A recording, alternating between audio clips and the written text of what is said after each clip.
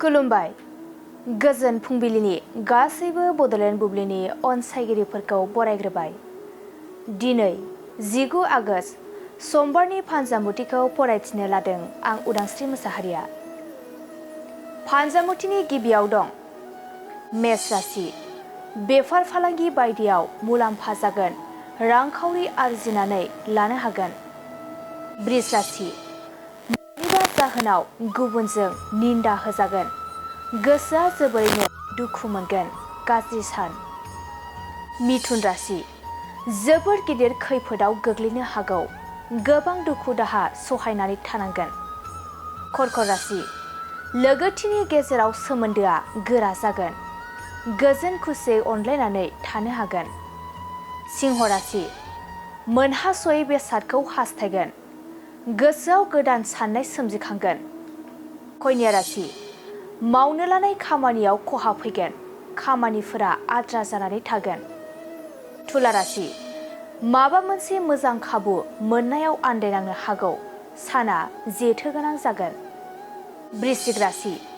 थांखि जाफुंहोनायाव नोंथांखौ गुबुना थुलुंगा होगोन, गोसोआ थुलुंगाखांगोन, मोजां सान। धनु राशि। गोसोआव गिनाय सोमजिखांगोन, गोसोआ उसुखुथु जाबाय थागोन। मकर राशि। गोब्राब नाजानायनि गोथार फिथाइखौ मोनफुंगोन, नखराव गोजोन खुसि फैगोन। कुम्भ राशि। नोंथांनि बिबाना हायगालांगोन, बरादा जोबोरैनो गाज्रि जागोन। मीन राशि। गोसोनि साननाय हनायफोरा जाफुंसारगोन, रंजा खुसिनि सान जागोन। दिनै सानसेनि राशि फरायथिनायाबो एसेनोसै। आसा खालामो नोंथांनि दिनैनि साना मोजाङै मोजां थांगोन। बेखौ बड'लेण्ड बुब्लि नखरनिफ्राय मिजिंथिबाय। गोजोन्थों।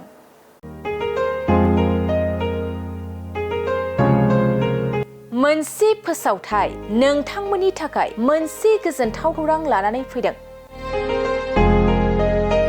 अदालगुरि जिल्लानि सिङाव थानाय डिमाकुसि बरंगाजुलिनि पिपल हलियाव लानानै फैदों नोंथांमोननो लेब्रा मुंनि गंसे गोदान रिजर्ट।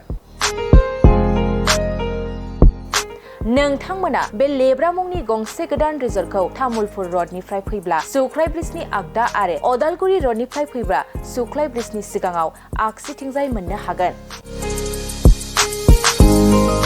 लेब्रा मुंनि गंसे गोदान रिजर्टआ नोंथांमोननो गोसोबायदि सुबिदा खालामनानै होनाय जादों। नोंथांमोना बे लेब्रा रिजर्टआव बर'नि गासै जाग्रा जामुंखौनो मोननो हानायजों लोगोसे बेवहाय नोंथांनि सुबिदा बायदि अर्डार खालामनानै जानो हागोन। जुदि नोंथांमोना तामुलपुरनिफ्राय अदालगुरिसिम थांनाय समाव ओंखामजों लोगोसे बायदिसिना जालांनो गोसो दंब्ला नैबे 8638879656 जानबुं नम्बराव कल खालामनानै सिगांग्रो अर्डार खालामहरनो हागोन।